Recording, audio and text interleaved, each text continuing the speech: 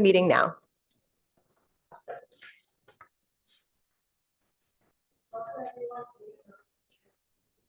Microphone, please. Thank you. Welcome everyone to the Human Relations Commission hearing on Thursday, March 13th. Today, we have several things on the agenda, and I would like to call the meeting to order. Elena, could you help us take roll call? Commissioner Barr. Here. Commissioner Causey. Here. Commissioner Eberly. Here. Commissioner Shea. Vice Chair Kraus. Here. Commissioner Smith. Present. Chair Stimler. Here. Chair, you have a quorum. Fantastic. Now we would like to take public comment on any matters not on the agenda tonight. Are there any folks who are online who would like to make a public comment?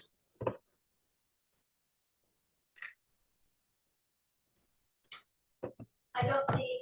There's one. Oh, there's someone in the audience and someone online. We'll take the audience member first and then we'll hear from Okay, Roger. just for confirmation, this Okay. is not something that is on the agenda. Perfect. Great. Please step up and share your comment with us. Thank you. My name's Roger Smith, and I've lived here for 61 years. And first of all, thank you all for serving. I'm sure you're very busy in other parts of your life, so it's neat to see you here. I'm here today. Cesar Chavez's birthday is March 31st, and he was born in 3/31/27 and died in 1993 at 66 years old. Excuse me. He was the greatest leader of the Hispanic community in our country. There are now 15 million Hispanics living in California. Approximately 5,000 live here in Palo Alto. Each day, many Hispanics come to Palo Alto to work. They are the majority of construction, housekeepers, and gardeners in our city. They help make Palo Alto a great place to live. March 31st is a state holiday with 250,000 people getting the day off. I am disappointed that the city of Palo Alto does not have a celebration on his birthday. I would be happy to put time, effort, and money to have an event next year as a way to honor his work and to say thank you to all the Hispanics, hardworking people in our community. Thank you very much for your time. Thank you so much, and thanks for your offer of assistance with the city on that important matter. Moving forward to our online comments, Roger. No, not there. Oh, that was you, Roger. Okay, well, thank you. All right, then we will go to agenda changes, additions, or deletions.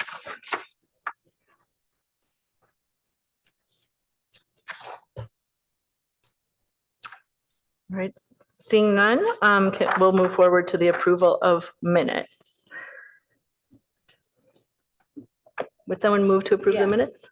I'll move to approve the minutes. Thank you, Vice Chair Kraus. And can someone second the motion? I'll second the motion. Thank you so much, Commissioner Causey.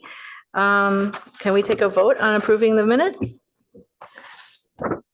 Commissioner Barr? Aye. Vice Chair Kraus? Aye. Commissioner Smith?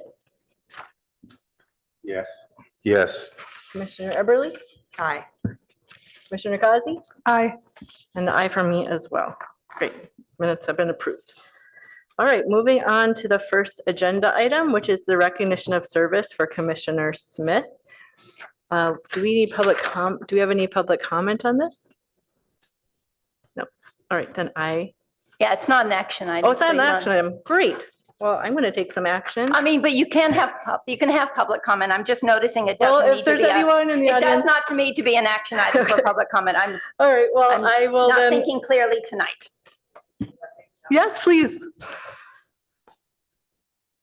I have not had the chance to meet in person, Mr. Smith, but thank you for all your work. I was in a meeting the other day and folks went on and on about your good work and all your service on this commission. So thank you very much. Thank you so much. All right, with that, oh, yes, Commissioner Barr? Yes, I just want to acknowledge the history of our city. When Leland Stanford was going back and forth between San Francisco and his rancho down here, when the engineer of the train saw El Palo Alto, he said, "Oh, it's time to stop, let Mr. Stanford off." And you will go over and El Palo Alto Park is still there. What does El Palo Alto mean? It means the tall tree. And Commissioner Smith has been selected to receive the Tall Tree Award. And as a former Tall Tree recipient, I just want to have all of us congratulate Commissioner Smith for receiving the Tall Tree Award. We are recognizing you tonight not only as a tall tree in our community, but also for your 8 years of service. This is your last meeting with us today. And I did prepare something I wanted to share about your tremendous contributions. Commissioner Smith, losing Commissioner Smith feels like we are losing more than a single commissioner. Commissioner Smith has had an outsized role on this commission and on our mission to help serve the most vulnerable residents of our community.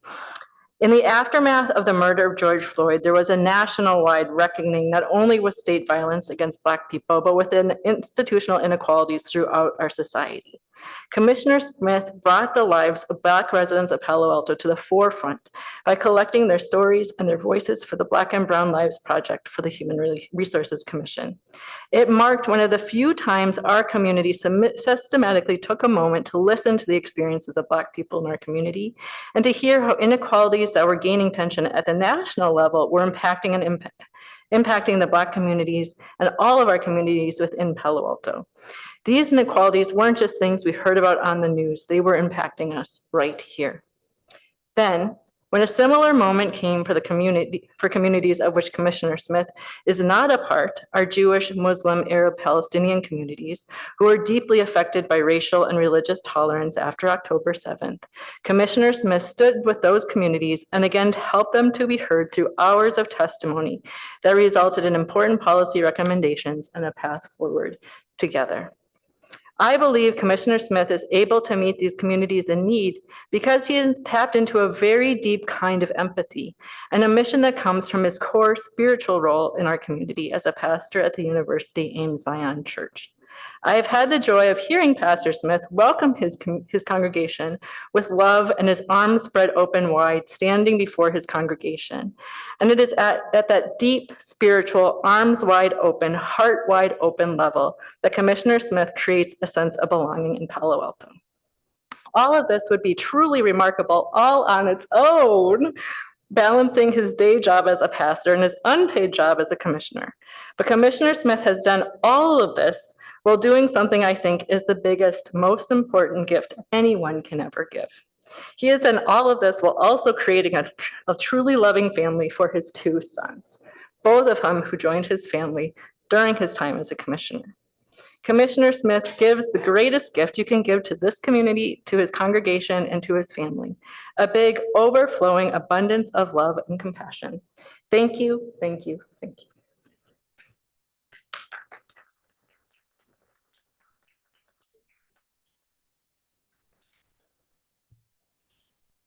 We have to do anything else today? I guess so. I'd be nice to have a picture of all of you, and I really can't follow what you said, Mary Kate, but it has been my joy as a staff member to work with Commissioner Smith. I would say for more than 8 years, because for several years before he was on the commission, he volunteered for many committees on the HRC did with the community. foremost a series called Being Different Together, which was a series of 6 months of community gatherings on race and equity. And through his insights, through his contacts, it was the best series and the best attended events that we have had. And it's been my joy and pleasure to work with you as a commissioner, as a chair. And I know you're on and you're ready for new and different things, but it's been my utmost pleasure to work with you all these years, and I will miss that. You don't have to. Did I Let's take a just photo. make Yeah. just a little bit of Palo Alto history and AME Zion history? If you walk down Ramona Street to the block between Homer and Channing, you walk past the original AME Zion Church building, which is a National Registry of Historic Places. It used to be a workout gym, but now it's for rent. And that's because the neighborhood south of Addison, which is not Professorville goes, the neighborhood north of Addison, Professorville starts in the middle of Addison and goes south, was a largely African-American community. And when we moved to our house on Ramona Street, between Addison and Channing, 25 years ago, Mac was the last African-American still living here across the street. So the various history of what has happened to the Black community and this residential area, the AME Zion church is a key part of Palo Alto history. Thank you.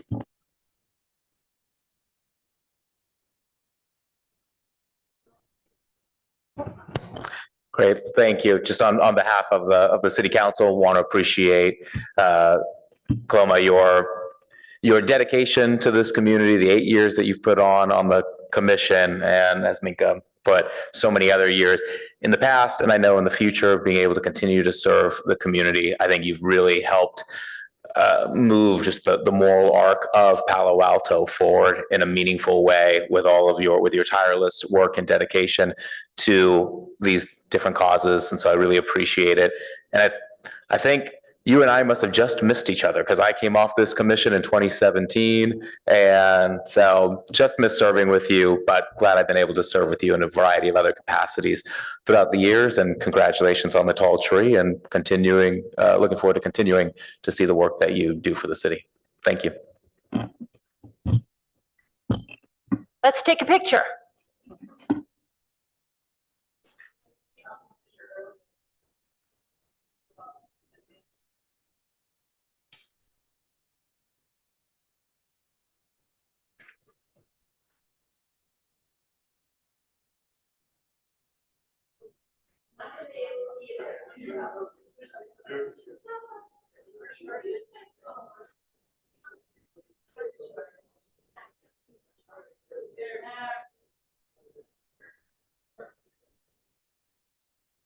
Thank you.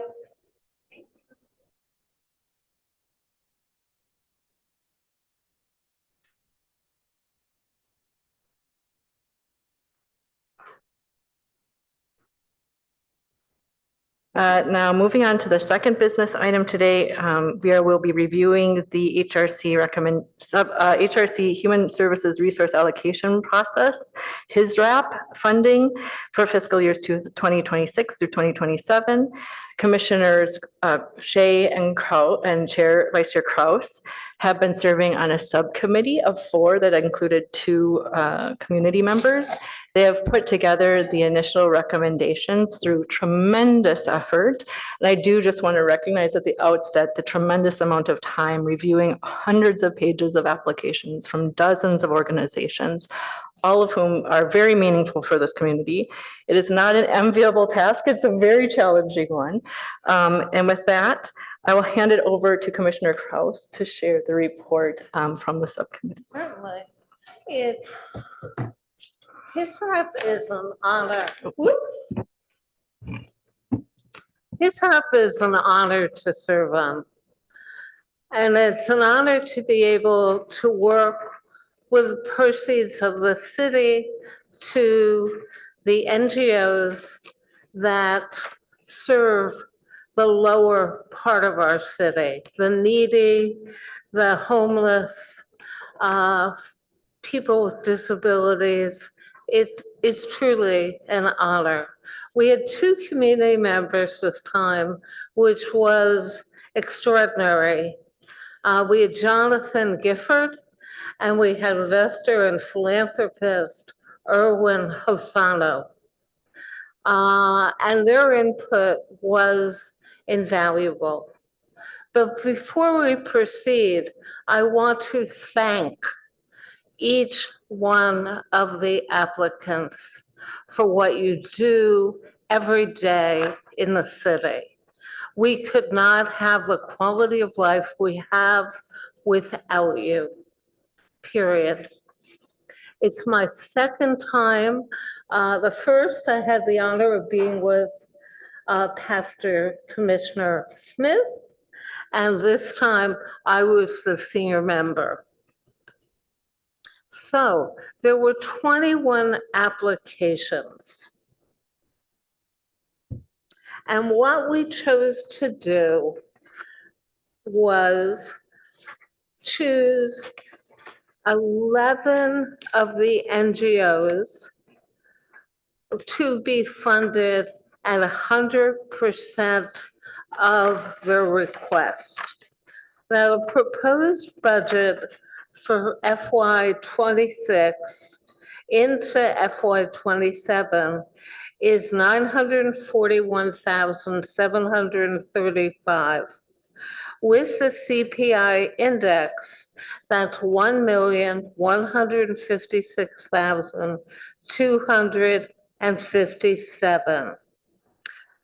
The 11 NGOs that we have designated and 100% of their requests are Ability Path, Alta Housing, Cassie, Heart and Home Collaborative, Cara, La Comida, Loaves and Fishes, Sala, Senior Adult Legal Assistance, Vista Center for the Blind and Visually Impaired, Palo Alto Family, YMCA, and the Youth Community Service, YCS. Their applications were impressive. And again, thank you. Now, the next group that the committee decided to allocate was a group that received 95% of their funding requests, and their scores range between 90 and 95 from the subcommittee. There were 4 applicants in this area. That includes Adolescent Counseling Service, which is better known as ACS, Children's Health Council, PARCA, and Ravenswood Family Health Network. The subcommittee then allocated 80% of the funding to 3 applicants. Their scores range collectively 80 to 90%. And those include Ada's Cafe, Downtown Streets Team, and Peninsula Healthcare. That's very, very exciting. The final group of applicants of 2 range between 70 and 80% and are recommended at 70% of the request, include Dreamcatchers and Karat School Project. Now, the committee also made the decision by the majority of the members on the subcommittee not to fund Life Moves because the application was not properly submitted and it lacked evaluation criteria.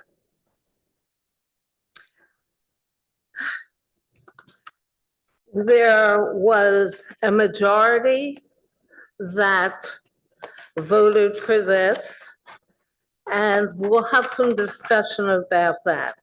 Now, I want to remind people that this included homelessness services, housing support services, services for individuals who are disabled, services for older adults and their caretakers, food and nutrition services, mental and physical health services, and services for youth and their caretakers. There were 11 criteria by which each of these were evaluated. The first is the completeness of the proposal and application.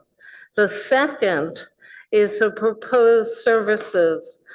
Do they effectively meet a service that has been identified as a priority of need for fiscal years 26 through 27? Number three, Palo Alto residents are the beneficiaries, and we talk about the current demographics and the impact of the work of the NGO. Number four is the organization's effectiveness of reaching out and serving diverse, vulnerable, and underserved populations. Number five, the organization demonstrates the ability to diversify its funding, and that was very important to us.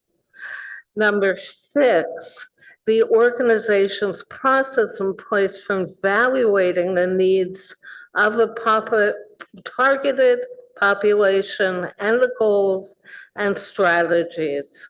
Number seven, the demonstrated experience and effective methodology. Number eight, the accessibility and affordability of these services. Number nine, the proposal clearly demonstrates the impacts and benefits of the organization's services on its clients and the greater city of Palo Alto.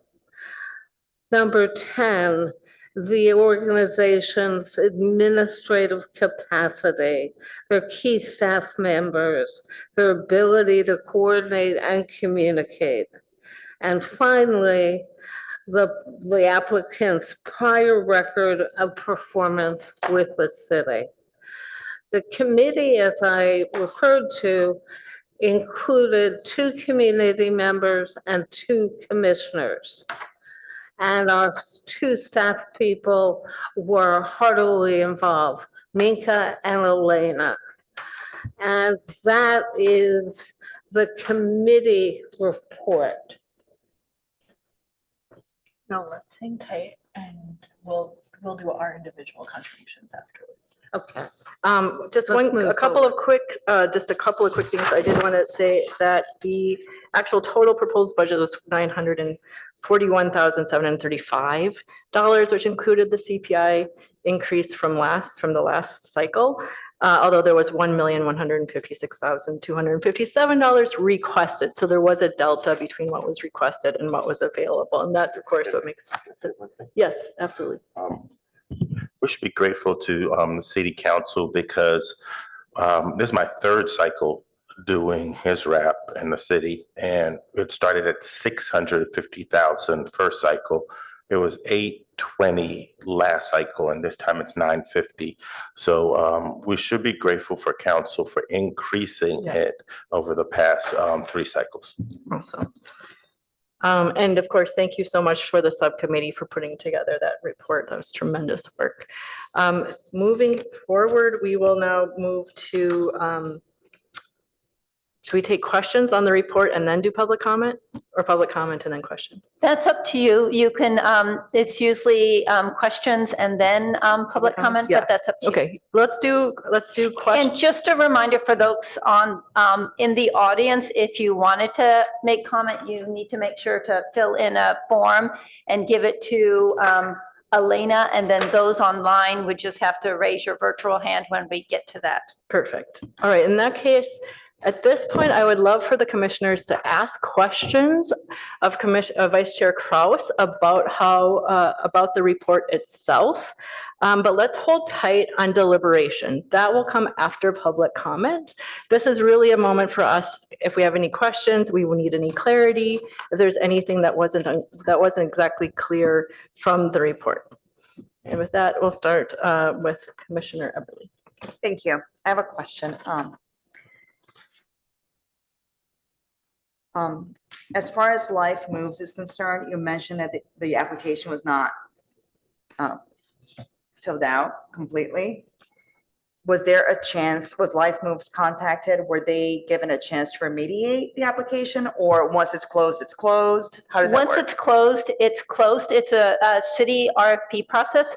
So you do not get a chance to remediate. And I just want to make, I'm sorry, Vice Chair, I want to make a quick correction that it was not, you said improperly submitted. That wasn't it. It was that the information, as the report says, it was not complete with the documents that are listed there, but it was properly initially submitted. But there is not a second chance. So when they are asked, when any of the applicants are asked follow-up questions, it could only be to follow-up questions for what is listed in their application. They are not able to change or add items. They're just able to explain what is there. Now, I did notice that there are some tables that were not completed. I'm assuming that that was how the application was given.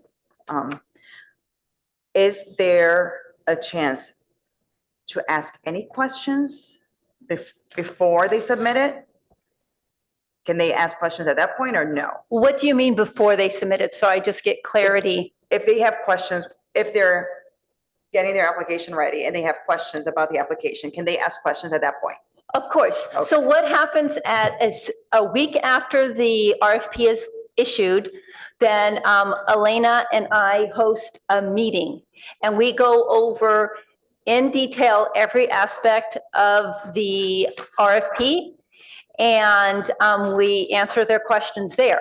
Then they have an additional 3 weeks to go through the application and ask us any follow-up questions. Anything that they ask us is we put on the website so that everybody else has access to that same information. It might not have been their information, but we don't want anything that we say for a group to say, well, you told them the answer that we would have appreciated knowing. So any question that is asked in that open question period is on the website. And you can check the website right now and you'll see the types of questions that were asked. But once the application is in, no alterations, additions can be made. Thank you so much. One more question, Vice Chair Kraus. The priority of needs, were they ranked in any way or did they all have equal weight? They weren't ranked in any way. We as a. I don't know if your microphone is on, Vice Oh. Chair? It's in a weird place. It's over there and I'm over here. In any event, Here, you can use mine too. oh. There was different priorities, but there was not a formal ranking. I ran a large matrix and I ranked. And each of the subcommittee members ranked. And then we got to percentages and we did this individually and then collaboratively. Thank you.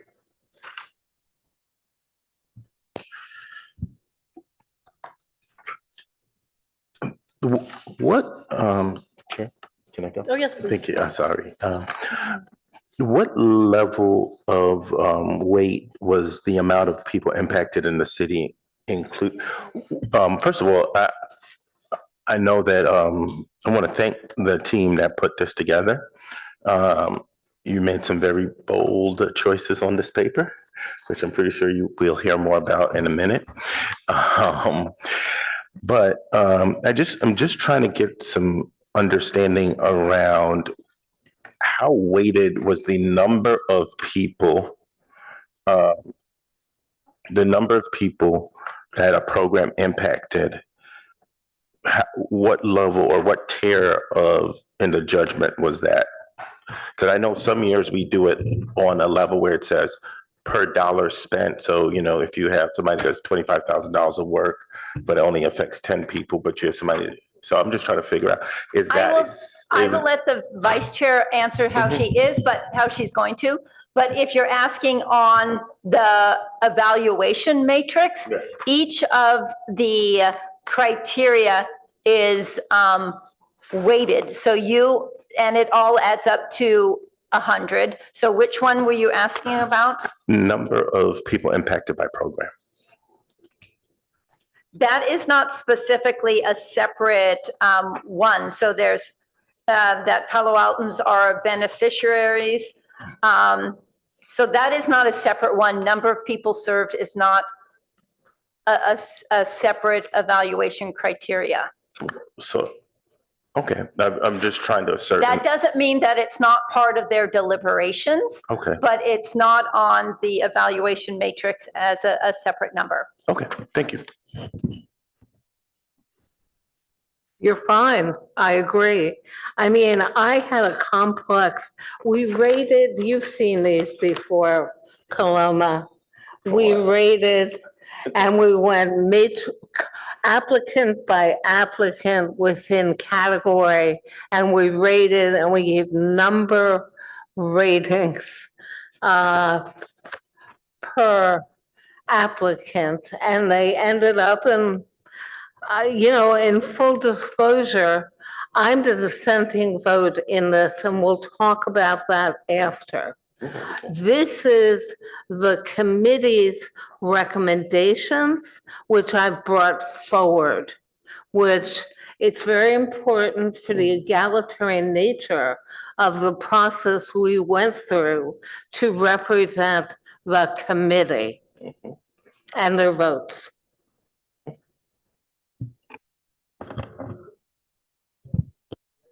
I'm sorry. Just a quick question. Was the application this year the same as it has been prior years?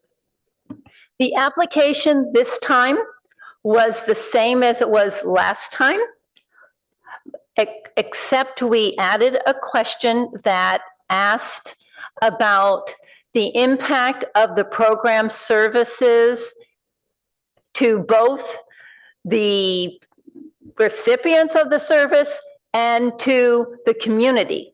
Because in many ways, the work that these nonprofits do, it helps their clients, but in essence, that also is meets a community good as well.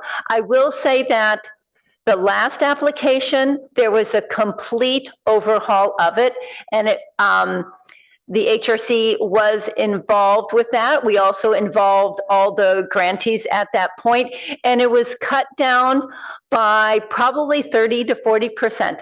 I will tell you that the current evaluation committee will be meeting possibly week after next, and when your decisions and deliberations are done, and then we kind of do a recap of the system and a recap of the application.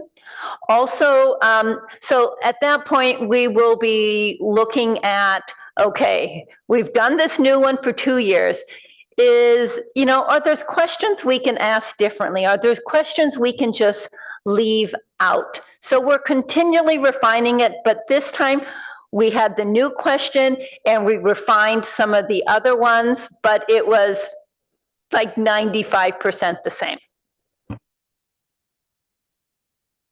Clarify for what it was greatly simplified. We heard the grantees and we heard the applicants, and it took them too much time in specialized training, and staff responded. So last year and this year have been a lighter lift. Yeah, if you ask the applicants, they're probably still like feeling the weight of the application, but it was better, and we're continuing to look for ways that we can get the information we feel like, but not be overburdensome, and it's a continual process. Commissioner Barr? Oh, just a quick question. Do we know of the current recipients, what percent were also recipients in the previous cycle? Go ahead, Vice Chair. We certainly do. And Minka helped me, there was Two new applicants, and they Right. both had a story. One new applicant, Loaves and Fishes, is the new provider of services for Meals on Wheels, which used to be the Health Trust. And Cassie, which is Counseling and Support Services for Youth, was not part of the previous HISRAP contract, HISRAP cycle, but they were in the year, a couple cycles before then. So no one except for Loaves and Fishes was a new organization to us, but their service that they are providing is not new. Any further questions for clarification before we move to public comment and deliberation? Elena? Just a clarification on Loaves and Fishes. When the Health Trust changed their model so that they were no longer providing direct services, they did contract Meals on Wheels out to Loaves and Fishes. So we have been working with them for the past year in conjunction with the Health Trust. Thank you for that clarification that I forgot. Great. And then with that, I think we will move to public comment before we begin our deliberation. So that may take a minute, just so, Sure, take a due minute. to the number of folks that might want to speak. So it looks like we have some folks. If you want to comment online, please raise your virtual hand and Elena will be filling it in. We like to do in-person, online, back and forth. So if you are online, please raise your hand. I see your hands, and we'll take a few minutes to allow Elena to be able to fill in the names. You can do, okay. Elena got it. So we might have 10 to 15 names. Did you make a decision, Chair, as far as amount of time? Is it 10 or if it's 10, I'm comfortable with 3 minutes each. Which it looks like it might be close to 10. Elena, does it look like it'll be about 10? I think it'll be more. It'll be more. Can we go down to 2 minutes in that case? We have about six attendees online, and we have about 6 in person. So 2 minutes 12. or 3 minutes? It's right in between. All right, we'll do all 3 minutes. Okay. Yeah. So would you like to I call the know names, people or have would you been like me preparing, to? so it's hard at the last minute to slice and dice. Okay, what did you say? Would you like me to call the names, or would you Oh, like I can go to? ahead and call Okay. Elizabeth. That's hard. Hi, my name is Elizabeth, and I'm on the board of Heart and Home Collaborative. We thank you so much for supporting our organization. Since 2014, we have run a cold weather women's shelter that rotates between Houses of Faith and Palo Alto. And since last year, we've been proud to partner with the city to help operate the new overnight warming location at the downtown library. On one hand, Heart and Home meets a very obvious need. Over 90% of unhoused individuals in Palo Alto sleep unsheltered each night. Unsheltered individuals face 3.5 times higher mortality rates than housed individuals. Affordable housing is the main long-term antidote to homelessness, but we still need near-term shelter options to keep people safe. Heart and Home also seeks to meet a less quantifiable need in serving unhoused individuals who come to us in ever deeper health and personal crisis. For instance, many of our participants have debilitating functional limitations or chronic illnesses, which often deteriorate without a stable home. Participants also have significant life stressors, including major caregiving responsibilities or experience with violence and trauma. Our programs aim to provide non-judgmental support for participants with a high variety of with a variety of high acuity needs, allowing them time and space to recover. Finally, we seek to fill a key need for connection in the community. Our volunteer program enlists over 100 individuals per season, each of whom is trained in how to respectfully and mindfully engage their unhoused neighbors. On-site volunteers and participants are encouraged to share a meal, engage in conversation, and in the process, build relationships. In this way, shelter serves as a focal point to bring housed and unhoused Palo Altans into proximity and therefore create greater momentum towards near and long-term solutions. But for all of this to happen, we have to pay the bills. While our volunteer-run model saves us money in administrative and incidental expenses, we still require funding to pay for insurance, food supplies, permits, and on-site staff. These are the major categories of our costs year over year. It's hard to find a funder who is willing to consistently support these core operational expenses. We are so grateful to the City of Palo Alto and HISRAP for its unique support of ongoing operational costs. Instead of making us come to you with new programs each year, you continue funding the same program by allowing us to share learnings from and changes we've made to existing services. Your support is a critical part of why we have been able to sustainably operate the Winneman Shelter.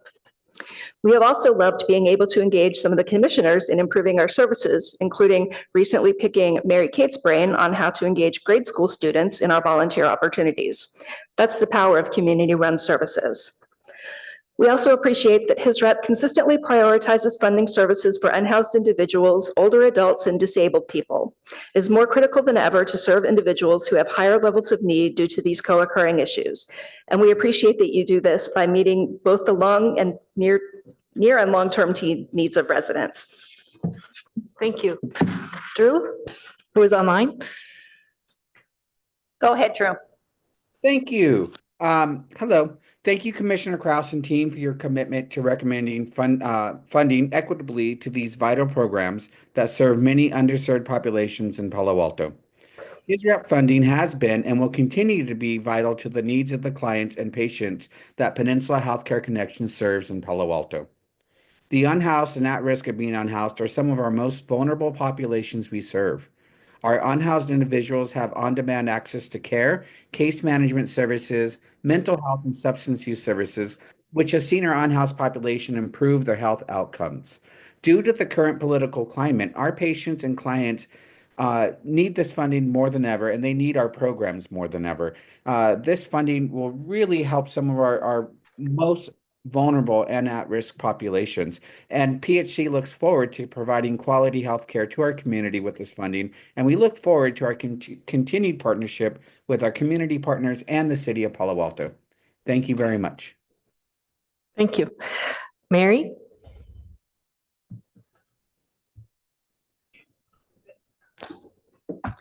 Good evening, Commissioners, staff, and Councilmember Stone. My name is Mary Gloner. My pronouns are she and her.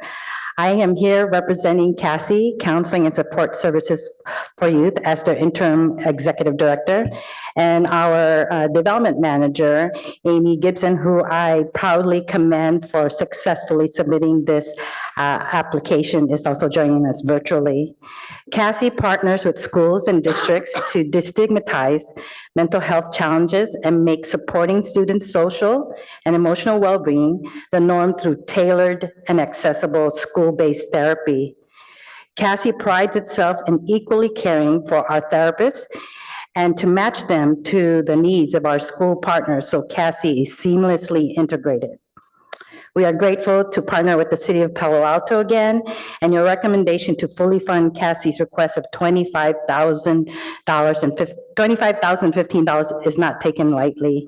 When PAUSD shifted to provide mental health services in-house, Cassie saw it as an opportunity to bring our long-standing commitment to youth mental well-being and track record of success to support students who live and study in Palo Alto outside of the PAUSD system. St. Elizabeth Seton, Conlob Lower School in Palo Alto, as well as the Palo Alto Continuation High School students at Alta Vista and Mountain View. I'm here to address any questions that you may have, but more importantly, very grateful for your continued commitment to youth mental well-being and suicide prevention. Thank you so much, Mary. Next, Aaliyah, online. Hello, good evening. My name is Aaliyah Johnson, and I'm honored to be speaking with you all today on behalf of Youth Community Service, also known as YCS. We sincerely appreciate the opportunity to present our request for continued funding to support our youth leadership through service learning program. At YCS, our mission is clear, but yet impactful to elevate youth voices, foster community connections, and promote equity through service. We believe that when young people are given the chance to serve their communities, they not only make a meaningful impact, but also develop essential life skills such as empathy, leadership, and a sense of purpose. Thanks to our service learning model and the generous support of our donors, such as yourself and program partners, YCS was able to engage over 14,000 participants across the Mid-Peninsula during the 2023-24 academic year. Collectively, these participants contributed more than 90,000 hours of community service. As an official certifying organization, YCS is also happy to report that over 44,000 hours of community service completed was for the President Volunteer Service Award. These students come from diverse backgrounds, and through YCS, they find a place where they feel valued and where their contributions truly matter. And research has shown that a sense of feeling valued is essential for youth well-being, self-esteem, and mental health. This is especially important considering nearly half of local students surveyed in a recent Palo Alto Youth Council mental health census reported facing mental health challenges. YCS addresses this crisis by fostering social connections and empowering youth to take action in their communities. And with the funding we are requesting, YCS will continue to be able to provide leadership trainings, service opportunities, and mentorship programs designed to meet youth where they're at in their journey of civic engagement.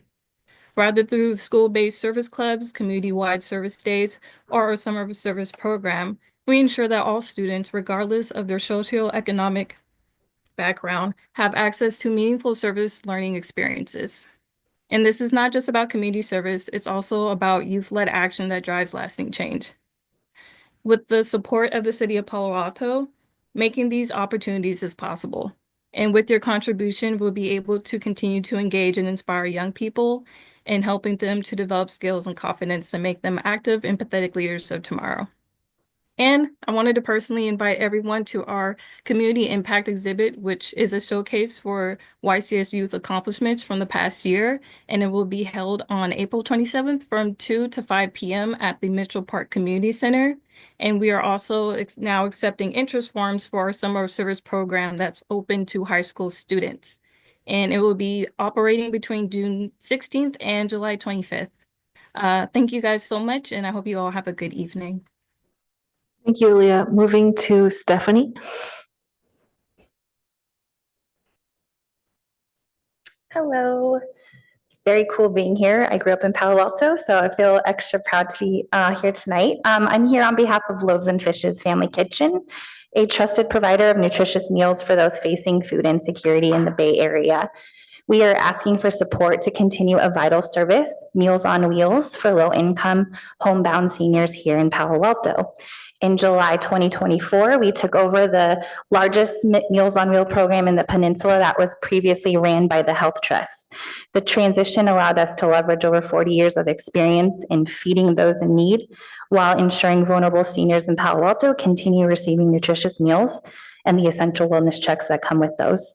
The seniors we serve are most at risk. 100% are low income, 94% have mobility challenges, and many are medically fragile. This program fills a gap for those who cannot leave their home and cannot benefit from other food services like food banks or food pantries. The funding we have requested will help us provide over 4,000 meals annually, more than 500 wellness checks, and personalized support and referrals. The impact of Meals on Wheels goes well beyond the food. It is a lifeline. It helps prevent malnutrition, reduces hospitalization, and alleviates loneliness among our seniors. In many cases, the friendly face of a meal delivery driver is the only human interaction that they may have. The rising cost of food, housing, and healthcare these seniors need our help now more than ever. Funding this program, the City of Palo Alto can directly improve health independence and dignity for the most vulnerable residents. We're grateful for your support and appreciate your commitment to the community. Thank you so much. Thank you so much. Anne Marie? Online? Hi, can you hear me? Yes, we can. Awesome. Hi, everyone. My name is Anne Marie. I am here on behalf of Ability Path. I love being here to also hear from our other community organizations, hearing what everyone else is doing. It's awesome.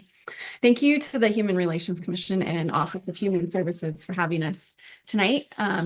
Our organization serves individuals of all ages with intellectual and developmental disabilities and neurodiverse needs. Our HISRAP proposal is for our adult services programs, which include a day program, employment services, independent living skills, art program, computer education, and stroke and brain injury rehabilitation services. We're currently serving 42 unduplicated Palo Alto residents, about 20% of whom are enrolled in more than one program. For example, a participant in employment services may be receiving job coaching at their place of employment and may also have independent living skills support at home or in their community to learn how to manage their income, learn how to use public transportation to and from work, or how to utilize community resources like the bank and library, or learn and practice emergency and safety preparedness, like how and when to call 911. We're also looking forward to increasing our physical presence in Palo Alto even more in the coming year with the development of Mitchell Park Place at 525 East Charleston Road. While Eden Housing is in charge of the housing component of the site, we have the opportunity to offer Palo Alto an inclusive community space on the first floor of the building. While we hope to serve residents of Mitchell Park Place, possibly including existing Ability Path participants, we welcome new participants and are opening the space to community overall for events, classes, and services.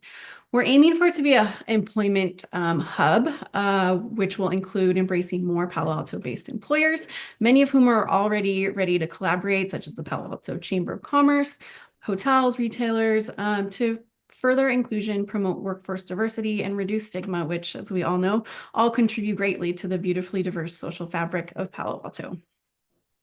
We also know Palo Alto is a hub for innovation and visionary institutions, and HISRAP funding is key support for us to follow in those footsteps by offering innovative approaches to service delivery, evolving to the ever-changing needs of our community and centering community member input. Our unique set of programs includes a comprehensive lifespan of services from birth, sometimes even before that, to elder years. Our services are completely individualized, which requires us to be creative, innovative, and responsive.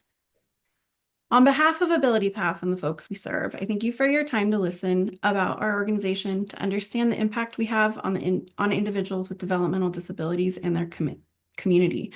Your commitment to furthering inclusion and supporting individuals with developmental disabilities is so important.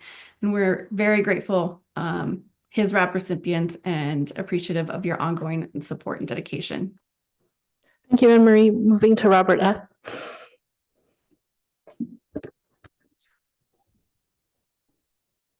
Good evening, Commissioners. My name is Robert Ferrari, and I am the Executive Director of La Comida de California. In fact, I am honored and humbled to be La Comida's first Executive Director, and so happy to be here tonight. I wanted to introduce myself, as well as thank the Commissioners, the subcommittee, City Council members, and staff for all their hard work in supporting the nonprofits in the community, and especially La Comida. For over 60 years, La Comida has been serving in-house homemade meals to our community of seniors in a congregate setting, as we want to promote both socialization and conversation and combat isolation. This year, we project that we will be serving 68,000 meals to our seniors in our community. So we also commit to being good stewards of the funds that you provide us. Thank you so much for supporting La Comida. Thank you, Robert. Dale C. online. Go ahead, Dale. Hello, everyone. My name is Dale Calhoun, and I'm the program manager with Downtown Streets team. I first just wanted to say how truly grateful we are for the support of the Human Relations Commission. Because of the HISRAP funding, Downtown Streets team has been able to continue meeting people where they are, building relationships, and helping our unhoused neighbors take meaningful steps towards stability. We've seen firsthand how impactful this support has been. Our outreach team is often the first point of connection for people who are new to Palo Alto, whether they've recently lost housing, come here seeking work, or trying to find stability in an unknown place. HSRAP funding has allowed our outreach team to connect people with community resources that can truly change their lives, such as Peninsula Healthcare, the Food Closet, and the services at the Opportunity Services Center, and so much more. And in a time when the need continues to grow, that consistency matters more than ever. As we look ahead for the next funding cycle, we're excited not only to continue and expand the services of our outreach efforts, but also to expand this funding to help stabilize our food pantry. The DST Food Closet has become one of the most reliable sources of food access in Santa Clara County, and to so many people, it's more than just a meal. It's a place where they know they're welcome and with consistent hours can rely on knowing exactly when and where they'll receive their next meal. And we want to ensure it remains a dependable resource for our community. And with continued HSRAP funding, we can make that happen. Thank you again for your partnership and commitment to the well-being of our community. And we look forward to continuing to work on this together. Thank you. Thank you, Dale. Nicole?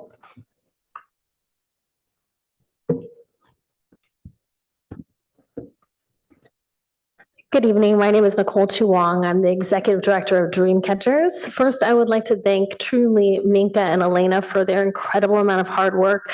We were recipients in the last cycle, and they did a lot of work to make the application easier and less of a burden for the nonprofits applying and are obviously doing ongoing work. So they are really the angels behind this and deserve a lot of acknowledgement. I'd also like to thank the subcommittee. You reviewed a lot of material for 21 nonprofits. And I would like to acknowledge and thank the 20 other nonprofits that we stand with on this list, because we have an amazing, vibrant, strong nonprofit community in Palo Alto. And while HSRAP money is incredibly important to all of us because it takes money to do the work, you should know that all these nonprofits support each other and work together to ensure that our services are really going to the most marginalized members of our community. For example, for years, we have partnered with YCS to help recruit and track hours and support our high school volunteers. A few summers ago, Loaves and Fishes provided warm meals for our middle schoolers over the summer. And just this fall, our middle school students made over 100 no-sew blankets that we donated to Karat School Project, as well as South Palo Alto Food Closet for them to give out in their holiday baskets. And there are even more nonprofits and smaller nonprofits that serve Palo Alto. So we really do have an embarrassment of riches in our city. And I'm so grateful as a resident of Palo Alto, as a homeowner here, to be a part of this community. Dreamcatchers provides an after-school enrichment program for socioeconomically disadvantaged middle school students that includes academic support, academic intervention, deeper subject matter specific support, as well as social emotional learning. We've built a custom curriculum of social emotional learning that focuses on things like identity and healthy relationships, purpose, executive functioning, high school readiness, specifically addressing the experiences of our students. We have incorporated restorative circles and anti-racism work. We are addressing our students where they are and providing a safe third space for them. In addition to the 171 students that we served, 77 students that we served this year, we also support their families with parent education, advocacy training, engagement, and community building. And we have over 100 high school volunteers, mostly from Palo Alto and other local high schools, where we provide sustained service learning opportunities. And many are volunteering with us for 3 or 4 years of high school, coming back and doing the work, and then going out into the world, having had this rich, robust experience working with our students. So, well, the students we serve are our primary audience. When you talk about community impact, it is much bigger than our 177 students. So thank you so much for considering helping us do this work. It does take a lot of money to provide all of this support, and it is so necessary. So thank you very much. Thank you. Diana, online?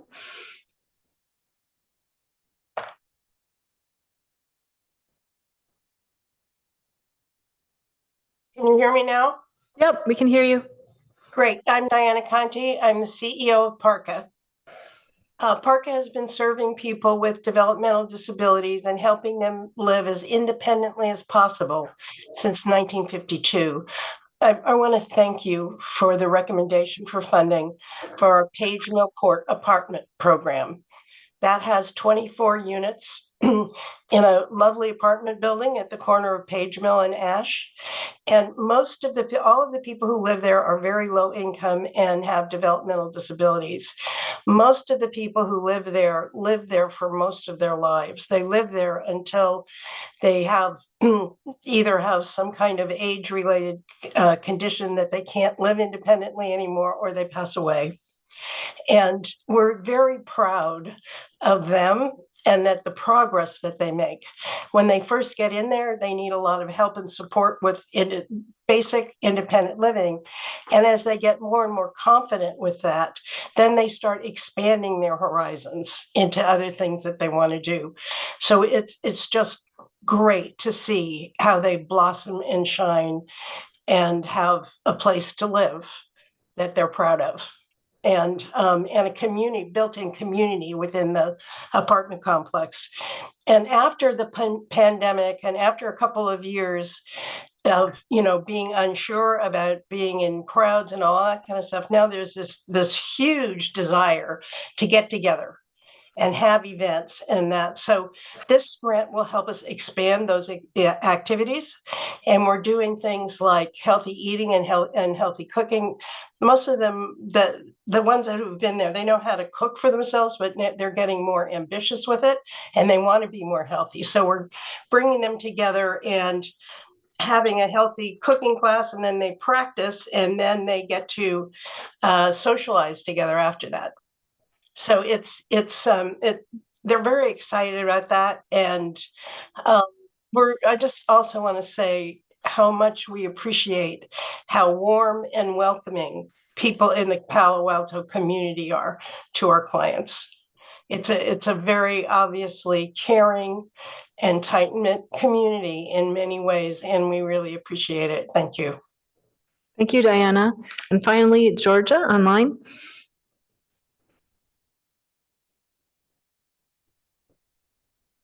Good evening, Georgia Basile, Directing Attorney of Senior Adults Legal Assistance, or SALA. We provide free legal services to Palo Alto residents 60 or older, targeting clients that are low income or at risk of abuse or loss of independence. We provide our services primarily at monthly appointments locally at Avenida Senior Center and by phone for clients that cannot leave their homes or that have emergencies.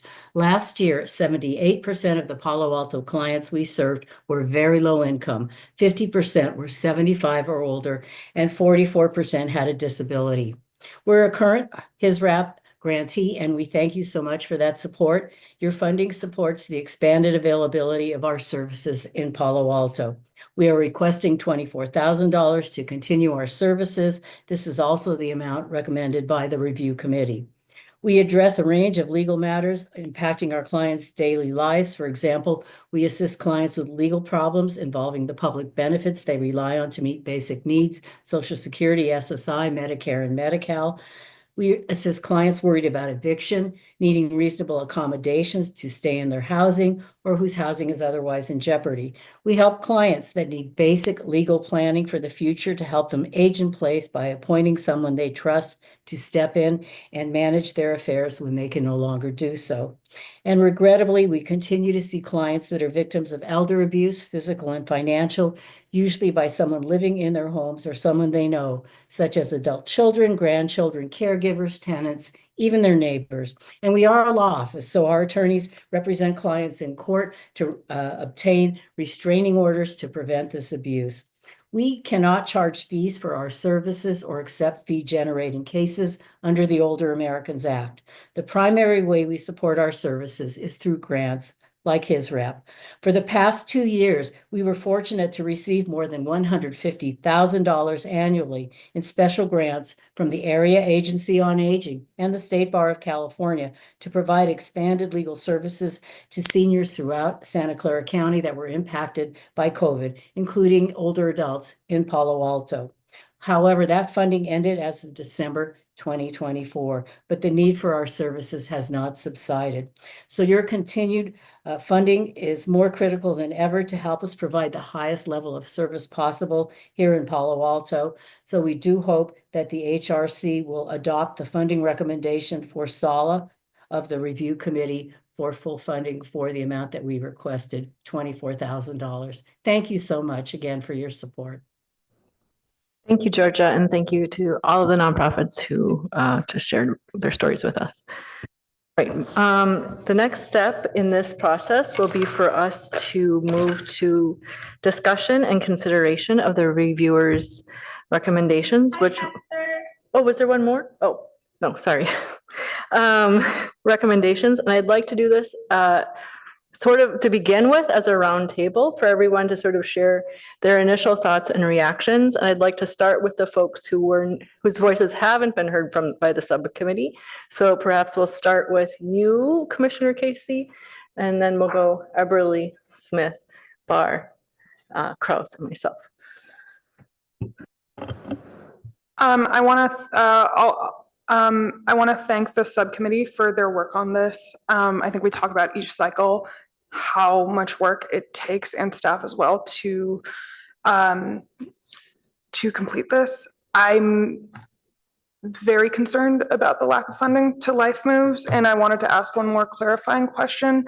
You know, I've looked over what the is missing from their application. Could you provide me more detail about, like, what was it, just that, you know, this information was missing, or was there specific details that concerned you that were missing? Minka, do you want to take that or should I? Why don't you take a first pass and then I can go? The majority of the subcommittee felt that there was not enough information on the financial details. There was also some duplication to an application from the prior year. Is that correct, Minka? Yes, but the subcommittee made its recommendation on the fact of the information that was not there. Okay.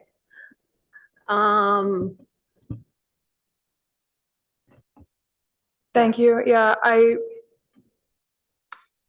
you know, the phrase that is often used is how, like, policy or budgets are a reflection of our values. And I'm just thinking of, we know that there's about serving the unhoused population is always one of the highest priorities of our city. We know that there is about 300 unhoused residents or so, and I'm seeing that on this application that they're serving 200 residents, and I think that will be my last comment on this.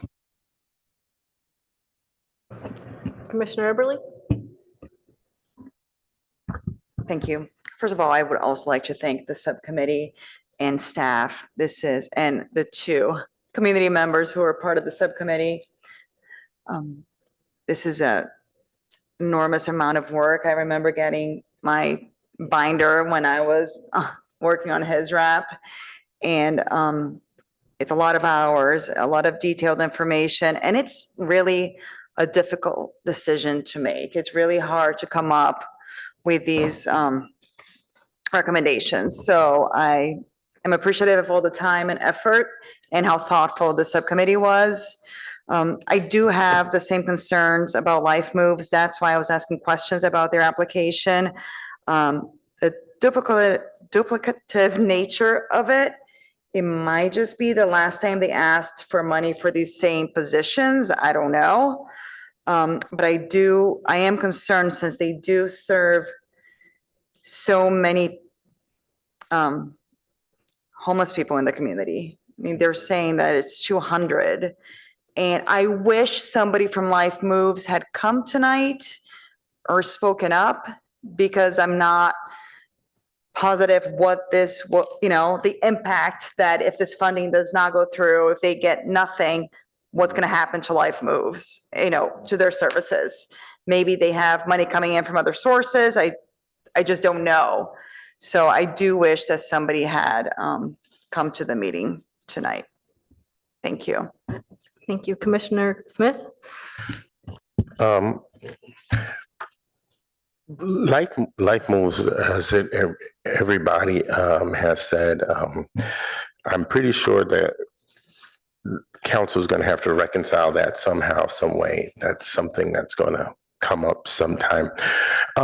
I'm a little, and first of all, I know that his rap is one of the most, it's not just science, it's an art, right? There is like a good balancing of it. What I find challenging is we have some organizations that have done phenomenal work in our community over the years, getting as little as 3,000, but then we have organizations that have jumped 37, 42, 20, 18,000. And I know applications change. I know I got the answer, but then I'm also challenged on another dimension where we have organizations that impact 11, 12, 11, 24, getting so the percentage per dollars is dramatically more than some other organizations that are doing 117, 98, 110, 1100. So I think I'm just trying to understand some of the rationale about the dispersal of funds, because you don't have to fund everybody, everything, but like, what is the balance in the dispersal?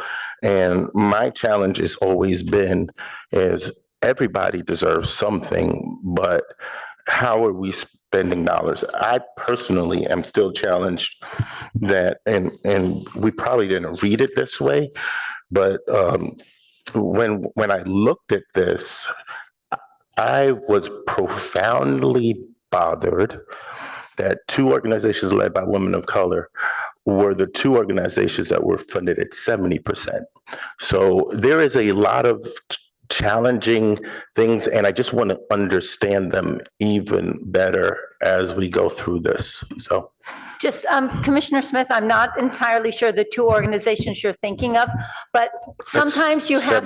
70%. You just No, look no, at no. But some of them, if you look at 70%, there is also the art and the science that some of them got a significant increase. So it was 70% of what they asked for, but what they asked for was significantly more than they got last year, and they received a significant portion of those. So if I would just ask, when you look at that, that to look at the table itself and not just the numbers that are listed here, if that provides more context. Yeah, I did look at the numbers also, and that's when I see organizations going up 42,000, 37,000, 18,000, 20,000, and then all the organizations just going up 3,000. I'm not saying that. I'm asking as a point of interest. Like, yeah, I just wanted to. I'm not saying anything about your comments. I just wanted to provide that clarity when you're really looking at it from the recommendation to the spreadsheet. Sometimes that it doesn't feel like a direct line from the 70%, where some of those that got 70% got significantly more than they are currently getting. Just that clarification. You don't have to agree, but I just wanted to provide that clarification. I know. And Commissioner Smith, when we looked at the number of people impacted, there were people that were living 24/7 within facilities that were lower numbers than people that got services at a food closet. So you were always making valuations on apples and oranges and pears.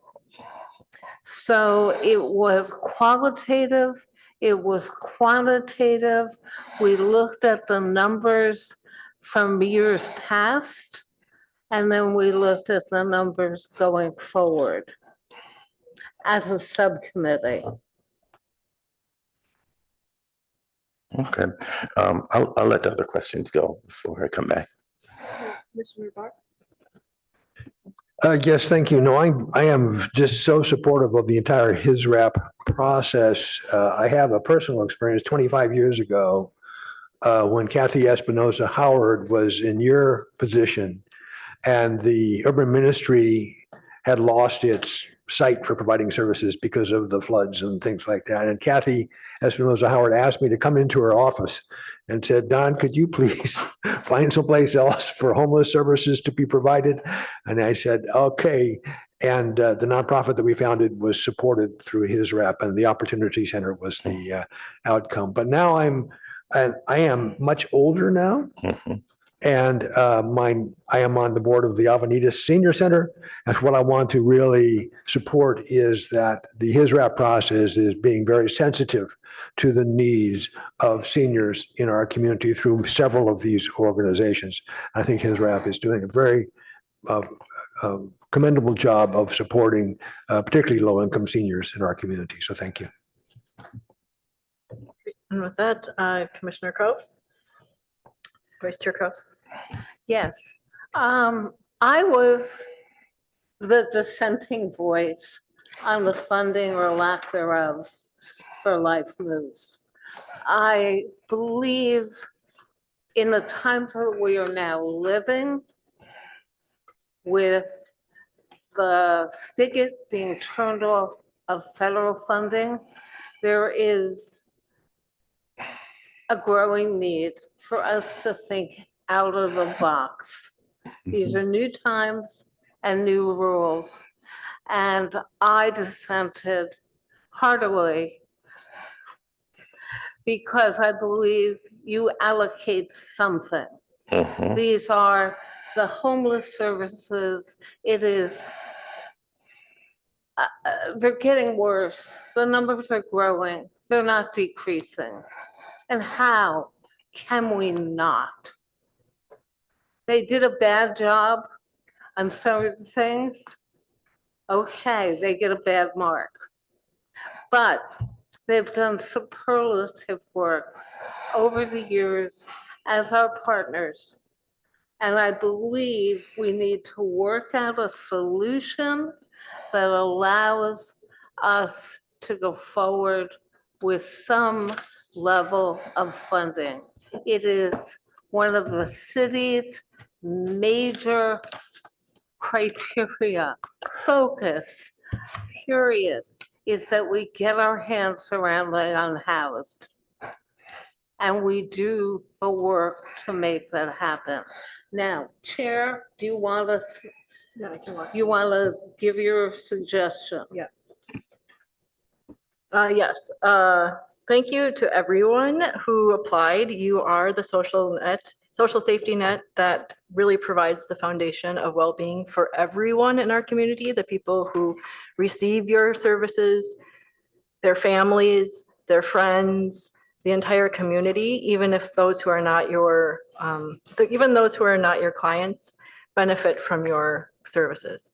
Huge thank you to the subcommittee, Vice Chair Kraus, Commissioner Shea, for the hours and hours and hours spent reading, reviewing, and discussing these allocations. Some of the most difficult decisions in our lives are those that pit our core values against each other. Saying that we support children with special needs is a no-brainer. But how do we balance their needs with the needs of our homeless or with the needs of those who have mental health issues? It's a torturous position to be in, and I am deeply appreciative of the very high standards the subcommittee set. In fact, I feel extremely confident and comfortable moving forward with the recommended amounts for 20 of the 21 organizations. However, the Life Moves decision was the most extreme decision, and it required a bit of digger deeping. Originally, I thought the 0% funding for Life Moves was merited. The grant omitted detailed budget breakdowns for how $108,000 would be spent. To me, we have to be extremely careful with taxpayer money and have transparency about how that money would be used. And without any transparency about how that money would be used seemed extremely irresponsible. However, furthermore, the grant criteria also clearly state that applications must be complete. To me, it seemed that to give $0 was the best way to move forward with fairness and equity, as well as transparency and accountability. But as I went deeper, a couple of things have changed my mind. First, my assumption was that the completeness was a binary criteria. However, after reading the summaries of the other applicants, it became clear that the completeness varied on a continuous scale. Some of our grantees had come extremely thorough applications worthy of gold medals. Others were just okay, and others did have some incomplete answers. We didn't automatically disqualify anyone except for Life Moves. Life Moves was incomplete, but it was not fully incomplete. They did not include detail. They did include some details on their staffing request. So the money that they were specifically putting towards staffing. Second, there are 11 additional criteria beyond completeness for how grants are to be considered. And completeness is considered among the context of that additional criteria. It is not a qualifying criteria. It is one of many. In fact, when you look at how the past folks had assigned points, completeness was only 5 points out of a 100-point scale. Of these many criteria, of the other 10 criteria, Life Moves excels on most of them. They address a very high priority need. The organization is effective at reaching out and serving diverse, vulnerable, and underserved populations. They demonstrate experience and effective methodology for performing the service. And they have a prior record of performance with the city. So I think we need to weigh these criteria and come up with a middle path that acknowledges the incompleteness of the portfolio and the value Life Moves programs have for the homeless. And I think there's a way to do this that does so with transparency and accountability. I propose we use the budget details Life Move did provide about their staffing request of $64,600, which were the only budget details they provided. There are no details about the other $40,000 that they requested. We can throw out that $40,000 of their request without consideration, as there are no details about it. For the remaining $64,600 that we do have details about, I recommend that we fund that at a level that is below that of all other grantees. The lowest recommended amount was 70% for 2 grantees. So I recommend we fund Life Moves at 60% of the original staffing only request, which is $38,760. This is 60% of their staffing request, but only 36% of their total request of $108,000. This $38,760 amounts to 4.12% of the overall HISRAP budget. In order to fund this amount, my recommendation is that we reduce all other recipients by 4.12%. That would mean that the highest percentage of requests would now be 95.88% rather than 100%. And I will now ask for feedback on this recommendation. First of all, can I respond? Yeah, and Elena, would it be possible to show the spreadsheet? Okay. This is not unprecedented. Not last cycle, but the cycle before, we had a similar challenge around downtown street teams application. And I think we funded, they asked, and it's like 6 years ago, so I don't remember everything, but they ended up getting $25,000 or some number there. And I think that's what, when I see jumps of not just 5, 10, but 20, 42, $37,000, it becomes very challenging. You know what I mean? It's like, it seems like it's a lot. Another thing I would say is, and since we're going to put it up on the screen, I'm pondering around Dreamcatcher in particular. We talk about values and things that are going to be impacted. As I walked in today, I read that half of the Department of Education was going to get fired. It was being laid off. And the programs that were going to be affected were programs for children that were underprivileged, the feeding programs, the tutoring programs. So and this is not information that the committee had at the time, but I think for our most vulnerable kids with the tutorial program, that might also be a place to look. So we can have a conversation, but I think I agree in concept with, I don't know if the numbers work, but in concept with Mary Kate's opening. And I also think we ought to look at dream catchers also, given our current state of country, as the vice chair has made point. Yes, vice chair. If we're gonna open the table, I will bring up another dissent that I had, which has to do with the RV dwellers. They're not going away. It's going to get worse. And the two nonprofits that have a priority of dealing with them did not get the highest percentages. And that'll be Peninsula Healthcare and Karad School Project. And I was the dissenting voice there because,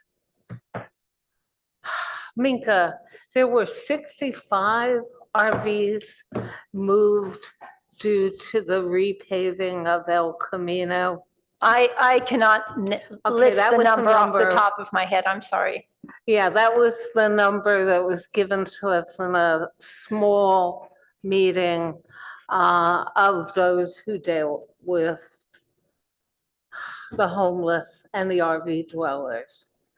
I just have a hard time coming to terms with that, as you do with after-school programs and after the tragedy of last week with grief programs. But, you know, these are all critical issues.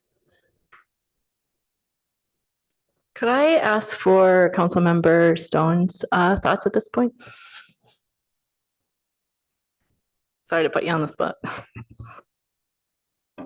No, that's fine. I think I think we're moving in a direction that I'm more comfortable with. And I was concerned initially when I saw Life Moves with zero allocation.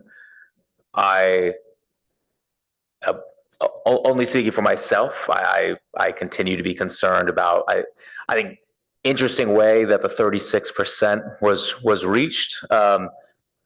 I'd like to see I think more thoughtful discussion around what amount of funding is going to be able to actually give the greater need to the community. I think what Commissioner Kraus was describing as far as, is this probably going to get better or worse? I think almost certainly it's going to get worse, especially if, given what we're looking at as far as the national economy over the next couple of years. I mean, I'm very concerned about unhoused issues. So I think the math made a lot of sense on how you're getting to the 36%, but I think a more thoughtful discussion on how much money is needed to be able to actually address Life Moves needs to be able to serve, especially, I mean, 200 people is,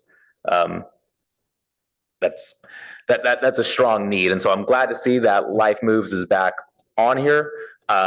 But I don't know if the funding is enough. That's just speaking for myself. I don't know what the rest of the council would say, but I did think that Life Moves at zero would have likely been a non-starter for the council, as just my own opinion on where the rest would be. And I think we would hear a lot from the community as well. If it were to have advanced to the council with zero allocated to Life Moves, I think we would have heard quite a bit from the community of concern around there.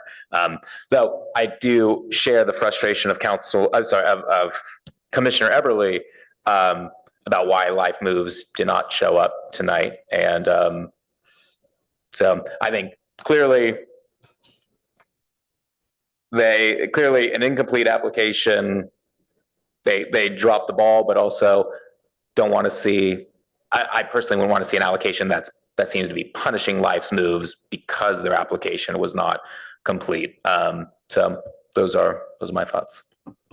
Can I just make one observation? Because what I think is going to happen now, it's going to be this series of negotiations between all of you, and it's going to affect all 21 of the grantees. So sometimes it's like, well, why don't we do more for this one, less for this one across the board?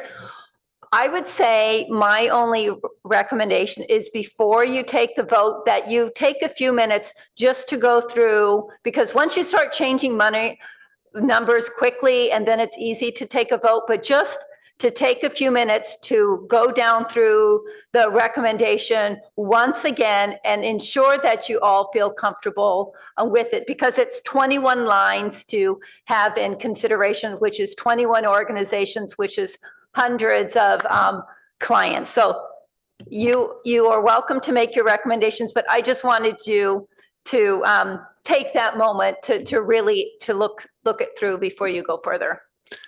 Could I ask a question of Councilmember Stone? Is there any flexibility with the city council to find somewhat more funding over and above what we've allocated here for what I understand is a strong community organization that made a mistake?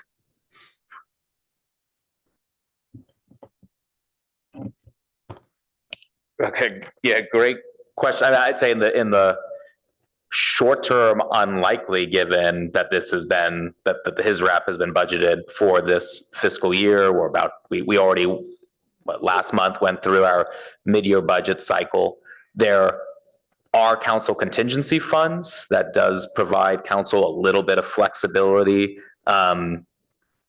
So it's not impossible. I just wouldn't rely on that for his wrap cycle. Because that would actually be my sense, is to refer it to council with the addendum of, we hope the council will reassess the life moves in the light of the weak application, but consider a supplemental funding for life moves.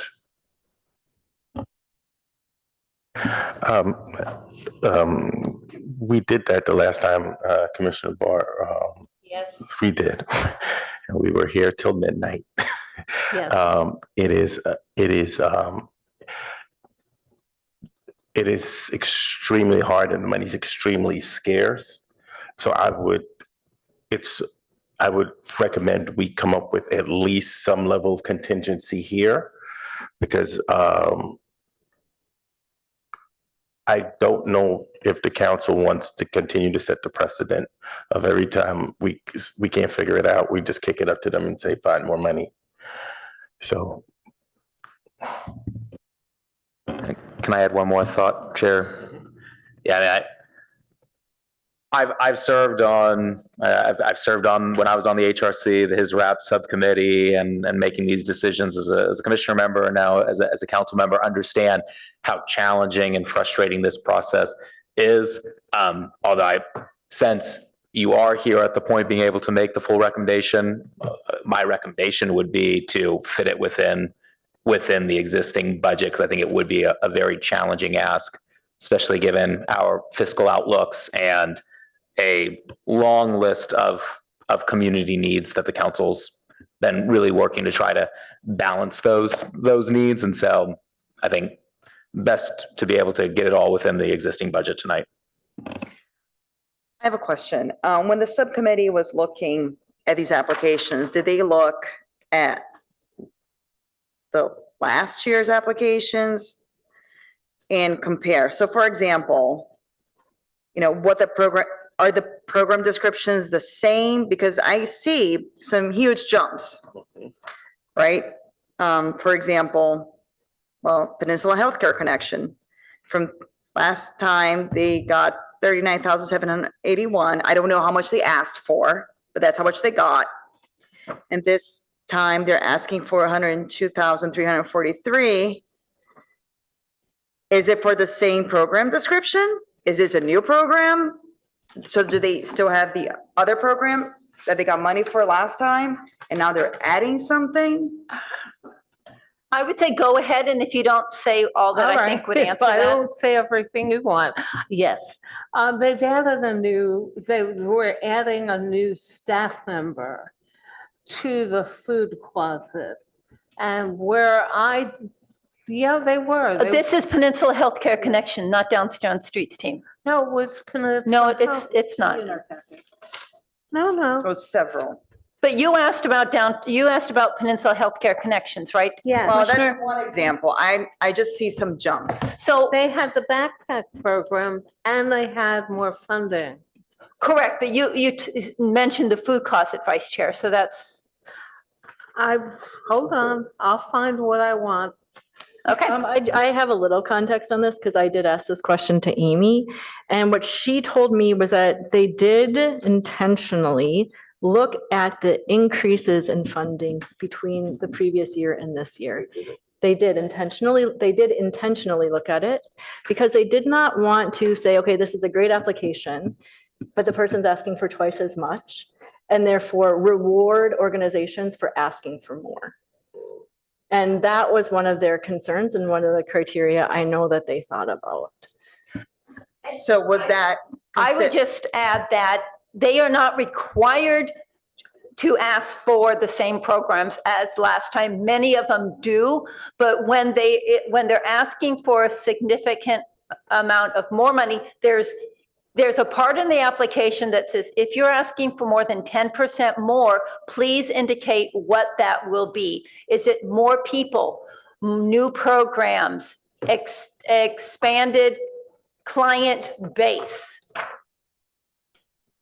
So it's a whole series of things. So we don't read the old application, then the committee doesn't read the new application, but they read this one and they evaluate the information that is in it.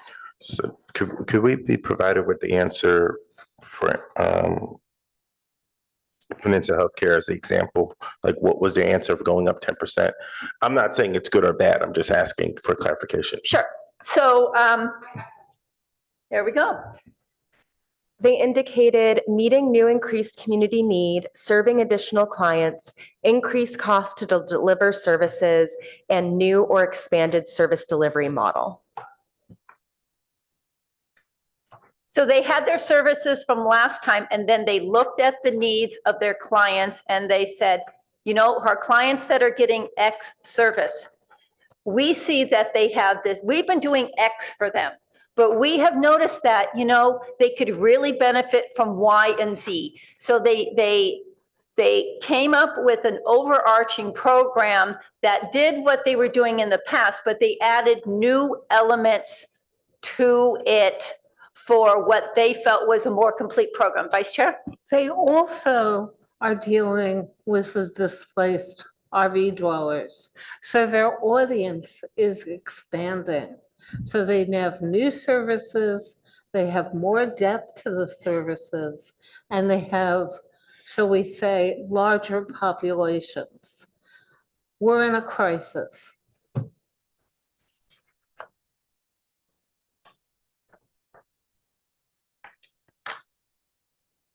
And forgive me on the food closet.